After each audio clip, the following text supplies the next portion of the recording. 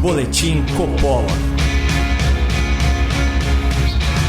Sejam muito bem-vindos a um Boletim Coppola sobre eleição. Hoje nós vamos analisar a malandragem dos políticos brasileiros quando se trata de mudar as regras do jogo para que o jogo continue sempre o mesmo e favorecendo os mesmos jogadores. Ontem, infelizmente, o Congresso Nacional derrubou mais um veto importante do presidente da República relacionado às regras eleitorais. Isso porque, mês passado, ao sancionar o projeto que retoma a propaganda partidária no rádio e na TV, Bolsonaro havia vetado o dispositivo que previa a tal compensação fiscal entre o governo e as emissoras. Antes de mais nada, vamos entender o que isso significa.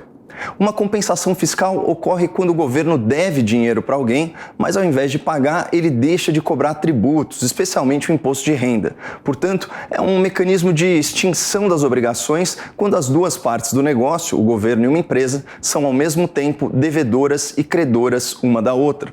No caso de uma propaganda na TV, com perdão do trocadilho, fica muito fácil de visualizar. O governo contrata uma emissora para exibir seus anúncios, só que essa emissora, como todo mundo, deve impostos. Então, ao invés do governo pagar pelos anúncios para depois receber os impostos, é feita a tal compensação. Mas calma, isso está organizado demais. Falta colocar o tempero do jeitinho brasileiro nessa mistura. Nem toda emissora está bombando de audiência. A real é que nem toda emissora tem anunciante para colocar naqueles horários. E numa negociação normal, a emissora provavelmente venderia o seu espaço muito mais barato. Acontece que os governos, além de serem maus empresários e maus prestadores de serviço, também são maus negociadores. E, por vezes, intencionalmente. Aí eles acabam pagando um preço de tabela sugerido que deixa todo mundo feliz. É por isso que você, ouvinte, você, espectador, provavelmente nunca ouviram nenhum programa de nenhuma emissora criticar com veemência a volta da propaganda partidária ou a existência da propaganda eleitoral. E é por isso que vale a pena acompanhar o Boletim Coppola. Mas voltando, vamos colocar tudo isso que a gente falou em números. Do ponto de vista do governo, abrir mão de imposto é um expediente conhecido como renúncia fiscal. Só no horário eleitoral gratuito de 2016, o governo federal perdeu 576 milhões de reais de arrecadação. Em 2018, entre agosto e novembro, a renúncia fiscal chegou a 1 bilhão de reais. Ou seja, segundo os cálculos da Receita Federal, na última década, o Brasil abriu mão aí de mais ou menos 5 bilhões de reais em impostos, um valor que, corrigido, supera o orçamento anual do Ministério da Infraestrutura. E aqui é fundamental que você entenda duas coisas. Primeiro, aquele horário eleitoral e esse horário partidário gratuito só são gratuitos para os partidos e para os políticos que se beneficiam deles. E segundo, não tem almoço grátis. Quem paga a conta dos partidos e dos políticos e das emissoras é sempre o governo. Portanto, quando você vira os candidatos que não te representam se promovendo aí no horário nobre, saiba que é do seu bolso que tudo isso está saindo. Agora que a gente entendeu o que é compensação fiscal, renúncia fiscal e também quanto é e quem paga a propaganda eleitoral não gratuita, vamos voltar para o veto do presidente da República. O Congresso Nacional ressuscitou o cadáver da propaganda partidária que estava apodrecendo desde 2017, quando ela foi extinta por esse mesmo parlamento. Diferentemente da propaganda eleitoral, que é transmitida durante as eleições, a propaganda partidária será exibida no primeiro semestre do ano, não terá conteúdo de campanha e apresentará o posicionamento, os valores, o plano de governo, as propostas e os eventos de cada partido. Tudo isso em inserções de 30 segundos no horário nobre, que servem muito bem para vender serviços, para vender produtos, mas não para difundir ideias. Na prática, é só mais uma forma dos caciques e dos seus apadrinhados aparecerem e ganharem influência às custas de dinheiro público em plena crise econômica. Por isso que o presidente da República vetou o trecho dessa lei que estabelecia a tal renúncia fiscal, criando mais uma despesa bilionária para o governo. Acontece que isso empurraria a conta para as emissoras, que fizeram pressão no Congresso e conseguiram derrubar o veto sem muito esforço.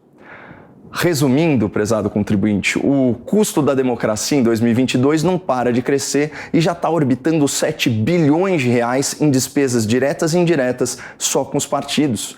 E no próximo bloco nós vamos analisar o grande esquema por trás disso. Políticos mudando a lei para chegarem aos mesmos resultados que eles obtinham fraudando a lei. Nós já voltamos. Boletim Coppola.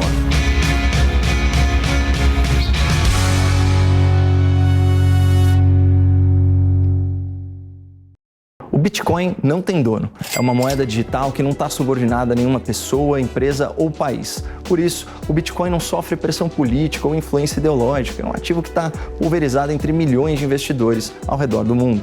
Se assim como eu, você também preza pela sua autonomia e pela sua liberdade de negociar, você precisa conhecer a CoinExt, a exchange de criptomoedas que eu uso e indico. Abra sua conta na CoinExt e ganhe R$25 para ver como é fácil investir em Bitcoin. É só clicar no link que está aqui embaixo no descritivo desse vídeo ou acessar coinext.com.br/jp. Bons investimentos! Você sabe qual foi o jornal mais lido durante as eleições de 2018? A Gazeta do Povo, um jornal 100% digital dedicado a construir um país mais livre, mais próspero e mais seguro. Por isso, eu aceitei o convite para participar do time da Gazeta junto com outros colegas aqui da Jovem Pan, como o Alexandre Garcia, a Cristina Grêmio, o Rodrigo Constantino e o Guilherme Fiuza. Para ter acesso ilimitado a esse conteúdo, acesse gazetadopovo.com.br/Caio ou clique no link aqui no descritivo desse vídeo. E vamos fazer da Gazeta do Povo o jornal mais lido também nas eleições de 2022. Você que acompanha o boletim já viu que eu sou um adepto do Bitcoin e das criptomoedas, mas a gente sabe que esses ativos são voláteis. Por isso, eu queria apresentar para vocês, em primeira mão, uma novidade da QR Asset. É o primeiro fundo de índice de finanças descentralizadas do mundo, o QDFI11, que já está disponível na bolsa e também no seu aplicativo de investimento. Se você é do tipo que não gosta de colocar todos os ovos na mesma cesta e também não quer perder o bonde dos criptoativos, visite qrasset.com.br/QDFI11 ou clique no link do descritivo desse vídeo. Boletim Coppola. Sejam bem-vindos de volta a esse Boletim Coppola sobre a propaganda partidária, que é gratuita no nome, mas vai custar milhões de reais aos cofres públicos em renúncias fiscais. Como a gente viu no bloco anterior, a propaganda partidária havia sido extinta pelo Congresso Nacional há pouco tempo, na legislatura passada, durante o governo Temer, em 2017. Alguém se lembra por quê? Porque à época os parlamentares queriam instituir o famigerado fundão eleitoral e usaram o fim da propaganda partidária como uma forma de atenuar o desgaste público pela criação de uma nova despesa eleitoral e eleitoreira. E claro que a matemática do Congresso é bem peculiar. Em 2017, a propaganda eleitoral custou ao erário aí 320 milhões de reais, ao passo que o fundão de 2018 superou 1 bilhão e 700 milhões de reais, 5 vezes mais.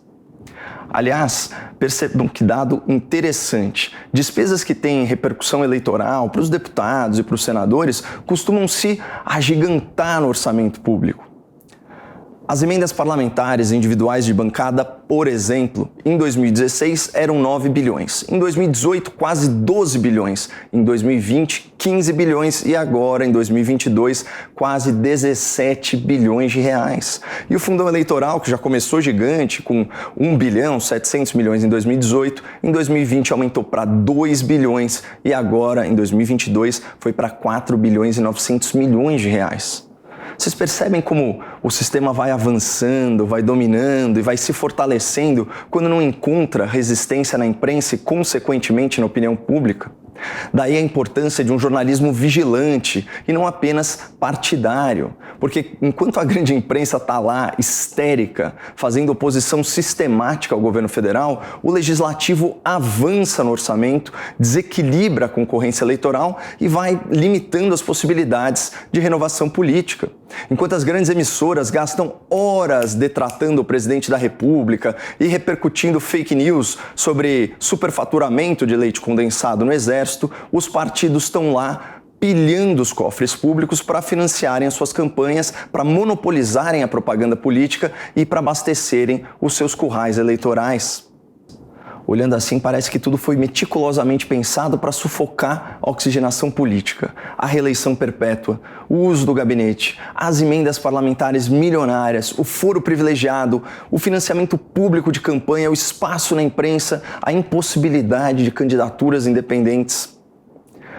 Outro ponto que chama atenção é o humor dos parlamentares. Os mesmos políticos ressabiados que lá em 2017 trocaram a propaganda partidária pelo fundão eleitoral, agora ficaram desinibidos e se sentem à vontade para emplacar ao mesmo tempo as duas despesas bilionárias, fundão e propaganda, isso sem o menor constrangimento. E esse despudor tem razão de ser.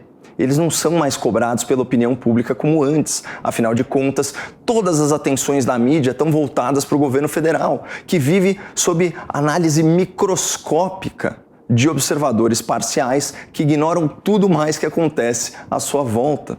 E foi por causa desse vácuo de fiscalização que os políticos conseguiram institucionalizar, na forma de leis absurdas, as condições que antes eles só obtinham fraudando a lei.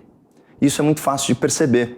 Antes, se um partido desejasse desequilibrar uma eleição, abusando do seu poder econômico, ele precisava recorrer à corrupção e caixa 2. Agora ele vai buscar o dinheiro direto no Tesouro Nacional. Olha o caso daquele União Brasil, fruto da fusão entre PSL e DEM. O partido já nasce com 770 milhões de reais em caixa para eleição. Para citar outro exemplo, o PT, que antes precisou montar aí todo um projeto criminoso para conquistar, para se manter no poder, agora vai ser financiado com dinheiro dos nossos impostos nessa eleição. É quase R$500 bilhão. Por isso que muitos já se referem a esse fenômeno como corrupção legalizada, que é quando o Congresso legisla em causa própria para dar aquele verniz de legalidade a uma situação injusta, imoral ou fraudulenta. Por isso, a gente tem que ficar atento. Na política, muitas vezes, muda-se a regra do jogo para que o jogo continue o mesmo. E essa nova propaganda partidária serve exatamente a esse propósito. Muito obrigado, não percam a esperança no Brasil e fiquem com Deus.